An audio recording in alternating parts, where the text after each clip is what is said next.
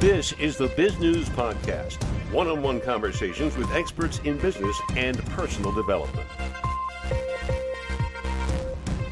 Paul Zolman says he has a new way to use what he calls the love languages to improve customer service and create a more effective sales team. Love? Sales? Really? Mr. Zolman explains his ideas in this episode of Bizgnus Interviews. Paul, you talk about leading with love. What on earth does that mean? You know, Doug, in my lifetime, I've had a lot of opportunities to lead. I've been a CFO of a public company myself, but prior to that, I was with a mortgage company, a servicing company, that there were 400 employees there. There was a vice president that I was working with, and I was I was called an investor accountant at the time. And what my job was to do bank reconciliations for the several investor accounts that they had there. I first started there, and they gave me several accounts to reconcile. There were probably 40, and I reconciled all within 2 days. So after I'm done, I'm looking around. So what do I do next? And everybody's amazed that they were backlogged. That's why they hired me. And what I did in 2 days, they thought would take a very long time. So I got called into the vice president's office. So it was a good thing, I guess. And then there was another vice president there. While I'm in that office, they tell me that they have this huge project for me, that they want me to reconcile this escrow disbursement account. This loan servicing company that I was with was servicing over 200,000 loans at the time. So it was a huge account. They were writing 25,000 checks, and this was over 20 years ago. So I only had Excel to be able to actually do the reconciliation. Excel at the time, Doug, only had 65,000 lines of data. So they were 25,000 checks. They were 5 months behind. So I had to break this project up into several pieces. What I found is that this vice president that sent me on this job was the very kindest. If I was stumped, I'd just go knock on his door. In less than 30 seconds, he'd get me back straight on the thought process of which direction am I going? Do I reconcile to the bank? Do I reconcile to the statement? Which direction am I going? And it really kind of set me in motion. But his kindness and leading like that in love was the perfect example of exactly what I'm talking about. This can be done. I remember his name to this day. And that person is just really kind of a special person in my mind, a special leader in my mind, that we need more leaders like that in business and all around the world. What happened in your career after that? It sounds very successful at this point. I was successful. My wife decided that after the children were all in school that she wanted to go back to school. So I actually gave that up, and we moved quite across the country to the East Coast, where she had a scholarship to a culinary arts and a hospitality management type school. She went there, graduated with honors, the top of the class, and she did very well there. And so could not work at remote. It was very early days of remote, and it was really had a lot of problems. Especially it was right when the law came into effect that the CFO of a public company had to certify what the accountants and what the bookkeepers were all doing. I didn't have eyes there on boots on the ground there to be able to see all that, and so I had to actually resign from that position that I had. That sounds like a rather stressful time in your career. Is that where you started coming up with this idea about leading with love, or what? The idea of leading with love wasn't my idea. It was actually this vice president's idea and his example that said that this really is a better way. Doug, I grew up in an angry culture myself. So that angry culture it includes abuse of many kinds, social, economic, physical, sexual, lots of different kinds of abuse in my childhood where I grew up. The angry culture also doesn't have any boundaries. They'll talk over one another. they'll have put downs. So they put people down so that they feel like that raises them up. And there's a control issue there, and that's just the angry culture. Has all vocabulary, all the angry humor, the sarcastic humor, biting humor that really is hurt. I wanted to get out of that, and so as I grew up in that culture, I'm really ultra focused on finding something better. There's got to be something better, and I'm thinking that, and I'm age 17 and 18, like any 17 or 18-year-old does. I'm I'm deciding I don't want to be like my parents.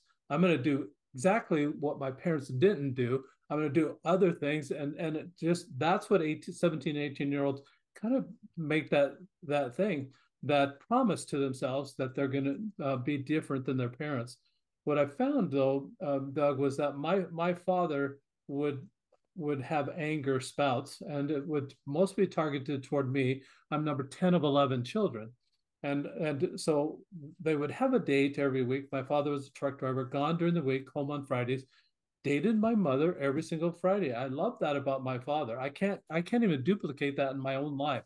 So when my father wasn't very creative about the date, though. It was always at the Maverick Bar, always over alcohol. And I can imagine, I was never there, but I can imagine my father saying, "Well, how was your week? How was your week?" And then my mother starting at the oldest child, going all the way down. My father's getting annoyed, stacking these annoyances. By the time she's to number 10, he's ready to blow. And I'm the target. And so I'm kind of a thorn between two roses, Doug. I have an older sister and a younger sister. And so, I'd either get the belt or a spanking. You know how my father valued women by taking his wife out, my mother out every Friday night. He valued those daughters of his too. There were only two, all the rest are boys. And so I'm between them. And if I look cross-eyed at him, I'm in trouble. I was in big trouble most of the time. So that's kind of what led me in the direction that I went, Doug, is that, I was trying to keep the rules. I was trying to be a good boy at that time. And when I was 17, I took this career test that said I would be an excellent IRS agent, just to be able to make people keep rules, because that's what my whole life was about, is trying to keep the rules. So instead of IRS, I went through accounting. Accounting has rules too, and that's how I arrived at the accounting spot that I went to. It's very surprising you didn't take that anger with you in your business career. Well, actually, I did. I had residual anger, but I found out that I had the same habit, Doug, as my father. That I would be annoyed, and stack these annoyances until I would have this flash of anger. And it's terrible when it happens in public, but it's even worse when it happens in private. And whenever it happens, you don't know when it's going to happen. You don't know when you're to the top of the stack. You don't know when that next just little tiny detail might be the straw that breaks that camel's back. And I think that business wise, I think there are leaders like that out there that really need to be removed. We need more loving leaders that will just be kind and just say, "Well, why don't you try it this way?" Or that'll make suggestions that will really help people feel like they are loved in the environment. I believe, Doug, that people don't quit jobs. They quit people. They quit being with other people. They don't want to be with that person because of the way they act. It was that way for me too. And it caused this anger problem that I had, really kind of caused the demise of my first marriage. After 23 and a half years and 8 children, now I'm single. And that's kind of the story. I became single, and I had primary custody of the remaining 5 children that were in the home. You have mentioned, speaking of five, that there are five love languages. What do you mean by that? What are they and why? So back in 1992, there was a book published by a Dr. Gary Chapman. He's a pastor, and he said that these love languages actually reconcile to the life of Jesus Christ. But in that book, he defines the theory that everybody has a primary love language. One way specifically, more than any other way, one way specifically that everybody likes, that person likes to be loved. Not everybody, but it's different for everybody. So Dr. Chapman identified those 5 ways that people like to be loved, and you're familiar with them. I'm sure. I'm sure you are. Some people liked the touch. Some people like the words. Some people like to be served. Some people like a gift, and then other people like just hanging out, spending time. You don't even have to talk. Just sit here with me. Let's watch this movie together or whatever. They liked time. So I tried to learn the 5 love languages, but from where I came from, Doug, it wasn't working for me. I came from an angry background and I was trying to learn love. I didn't get it. I went through the book 4 or 5 times. At the end of that, you could have offered me $1 million to name the 5 love languages, and I wouldn't get it. Maybe I could name 3 at the time, but I just didn't. I went through the book, but the book didn't go through me, and it didn't incorporate. So there was problems, Doug. You meet Dr. Chapman. That if I guess what Doug's love language is and cater to that, you're going to call that love. That doesn't sound like love. That sounds like a manipulation. It sounds terrible. That wasn't working. And I'm a bad guesser. I'm not going to guess what Doug's love language is right off the bat. Maybe with a little experience, I might be able to, but it wasn't happening. Second thing that Dr. Chapman has is that, well, if you take this survey, you can find out what your love language is. Well, Doug, what am I supposed to do that? Market it? Advertise? Hello, Doug, I'm gifts. What do you have for me today? I mean, here's my Venmo. Venmo, my Venmo. I like gifts. That wasn't working either. That was so awkward. So what I realized, though, even as dysfunctional, Doug, as our family was growing up, I liked playing games, and the games brought our family together. There was still all the put downs, still all the smack talk, still all the aggressive competition, but we were together. And I thought, well, maybe I can make this a game. So I contacted Dr. Chapman and asked him, are you licensing those little icons, those little pictures you have for each one of the love languages? And after a little while, his attorney wrote me back and said, no, we're not doing that at this time. So I have a friend that was a copyright attorney, an intellectual property attorney here in my town. I went to him and described this idea that I had. He told me this. He said, theory, like the love language theory, is not copyrightable. Application is. So the way you send that theory out is so that's when I came up with the cube. I came up with the artwork and put it on the die. There's just 2 instructions. Roll the cube every day, whatever it lands on, that's the love language you send out all day that day, all day to everyone. So in a business setting, what you're looking for is you're watching for opportunities to send out kindness, just decency. Doesn't If you call it love in a workplace, you may get in trouble. Call it kindness, or call it just a care and concern for that other person. Whatever you want to call it, that's what you're doing that day. What you're watching for, Doug, is for them to light up. When they light up, that is how you discover what their primary or their secondary love language might be. No longer do you have to say, excuse me, could we pause this relationship for just a moment while I have you take this survey so I know to love you? It's awkward. You don't have to do that anymore. Well, there goes the guy who sells all those clipboards. He's going to be very disappointed.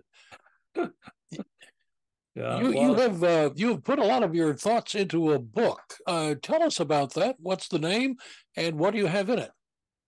Yeah. So the name of the book's called The Role of Love, and it's what it is. It's a new description of the new philosophy and the new application of this of the 5 love languages. It really is new. Most of what Dr. Chapman talks about is romantic love. I'm really I was single at the time. I didn't have a significant other, Dr. Chapman. Who am I going to love? And I realized I have to love everybody. But for me, this was pivotal, Doug, because what my attitude before was the angry culture attitude was, what's wrong with that person? Why don't they do things right? As if I had ability to manage someone else's life.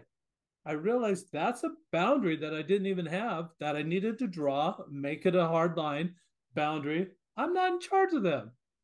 Oh, what a relief. I don't have to worry about what they're doing. And then I stopped being annoyed. I realized I was focusing on maybe 10, maybe 20% of what that person faults or weaknesses might be. Missing, totally missing their assets, totally missing what they're good at, and not even focusing on it, focusing on the negative. What's wrong with that person? What this did, rolling the dice now says, what's right with that person? What can I love about that person? And it's a whole paradigm shift. I'm looking the opposite direction. Once I was looking what was wrong, now I'm looking what was right. What is right with that person? And while I'm doing that and focused on that 80 to 90% of that person that is really good, I am so busy watching that 80 to 90%. I forgot to be annoyed.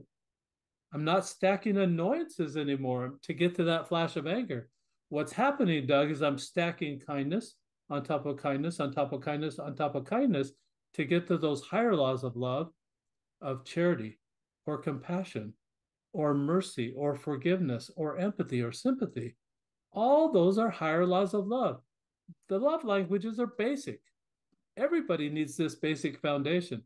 So what happens over a 30-day period is you learn all 5 love languages forward and backwards. The best part about that is that it improves your communication skills. So now, instead of only being able to see your own love language come back to you, you have the peripheral vision to see all of them. Oh, they're loving on me. It's not my primary love language, but I can respond to that love they're sending out. It absolutely improves that communication gap that is very prevalent in the world today. Now, where can our listeners and viewers get more information? Do you have a website, perhaps? Absolutely. I've got a website. It's called rolloflove.com, ROLE of love. I did, Doug, a play on words. You ROLL the die or the cube outside of you. You change within. That's the role of love. That love will change you within, as it has changed me. I went through this transformation, and once I found this tool and this replacement behavior, instead of anger, now I've practiced love. Once I found this replacement behavior, I forgot to be angry. I forgot that other habit. Now it's more loving habits all day, every day. I've had this copyrighted for about 7 years now, Doug, and it's just having that copyright and doing it every single day for all those 7 years.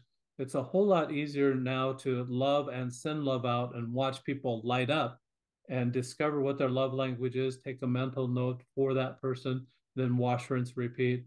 Just makes me a better leader in every regard. This is what we're talking about, that this is going to help the leaders of an organization, but it doesn't only help the leaders, it helps the employees too. If an employee finishes their work like I did in that company, that loan servicing company I was talking about, and was looking around asking everybody else for work to help them with their projects because I was done with mine. That's the type of attitude we really need the employees to have. This can get you to that point. The second, there's a second and a third part. The second part is that if you're having issues with customer service, this love language discovery is something that will really help. You can detect what a love language is by just talking with a person, just listening to how they talk. And if a astute customer service individual discovers what their love language is and helps them through their own love language, through that language, understand what the company policy is, your customer's going to be happy. The customer service person is going to be happy because now they've made somebody happy. It's wonderful for customer service people to help other people be happy, their customers be happy. That customer is going to come back. They're going to buy more products. This is going to really hit the bottom line. eventually it'll be quick, but it'll hit the bottom line that those customers will love talking to John. Come talk to John. He's the very best customer service rep. Ask for John. The next thing that would happen, just think of your sales staff. If they can discover within the sale what the love language is of that potential customer, then and cater to that, then that sale's going to go well. The conversation is going to go a lot better. You're going to have just that synergy there. That's going to be a customer forever because they understand each other. You have made many good points in our conversation. What would you like to add, though, that I have not asked you? One thing that I like to say is I'm actually looking for corporate partners to help me put this in the school system. What happens in the school system is that I'm testing it now with K through 6, and what they do, the kindergartners maybe they can read, maybe they can't, but they're all. You'll notice that on the cube they're all pictures, and I've tested it with different families. Even a 4-year-old could understand what it means for each little icon. So as you're rolling the die, it only takes 2 seconds at the beginning of the day in the classroom. The teacher might take 30 or 45 seconds to explain, class, this is the type of behavior we're looking for today. At the end of the day, I've got a journal, a PDF of this journal page that says what they rolled, opportunities they saw to love in that way, what they did about those opportunities. What it becomes for that child is a love journal. At the end of first grade, now they have a love journal. At the end of third grade, they have a love journal. But more importantly, it actually is an accounting for their behavior all day long. Now, if that child understands they're responsible for their own behavior, they're going to toe the mark. They're going to be very kind. They're going to watch for opportunities to love. They're not going to be faced this other direction looking for what's wrong with Johnny or what's wrong with Mary or Susie. They're not going to be looking at that. They're going to be looking at what's right with that person. What can I love about that person? Keep that focal attitude focused on what's right about the people. It develops in these, especially in these youth, develop that attitude of watching for what's right about people. They do it first through or kindergarten through 6th grade. They're going to have a huge advantage for people that don't have that. So I'm looking for corporate partners to help with that. That journal at the end of the day is that reporting mechanism. The teacher will put a check mark, say, yeah, Johnny did it, send it home. Those astute parents will keep that in chronological order at the end of that year, probably bind that journal so that now Johnny has a journal for first grade. I would have loved to have a journal like that, Doug, for myself. I remember my first grade teacher, Mrs. Rogers. And I remember her because I probably felt kindness. It was a huge contrast from my own family situation. And I probably absolutely loved that. I don't remember second, third, fourth, or fifth grade. Didn't have that great of impact on me. I do remember 6th grade. But just the whole idea that this is going to be a document, so to speak, of what you did and why you loved that first grade teacher. Put that in writing, and it'll be something you want to share with your children or grandchildren. And at a certain point in time, it'll be a love legacy journal. You can keep that as an executive in the or as an employee in a business. Keep track of why you love this company, and you go back and look at that for a company to have those lines of why that employee loves the company. That's something that they can publish. They can put it on social media. They can put it on and get likes, so to speak, and send that out and actually get more business because the employees really like working at this company. If employees like working at a company, they're never going to have a problem trying to get employees for that company. People will flock to businesses that have a wonderful, loving atmosphere. That's kind of what we're talking about. So the school sponsorship is something I'm looking for. Maybe just one last thing. This is really, Doug, what I like to call. We're talking about languages. I like to call this called to mind a word that comes from the Sanskrit dialect in northern India. And it's where we get the words like nirvana or karma. But the word I want to talk about is namaste. You in a yoga class, they'll put their hands together like that, the thumb to the chest, bow their head, close their eyes, and say namaste. It doesn't translate to mean, hey, y'all, class is over. It doesn't mean that. What it does mean is that the God in me, this is the Hindu interpretation or the Hindu translation, God in me sees the God in you, or the divine in me sees the divine in you. We're to watch for what's right about people. That's what we're here for. We're not their judge.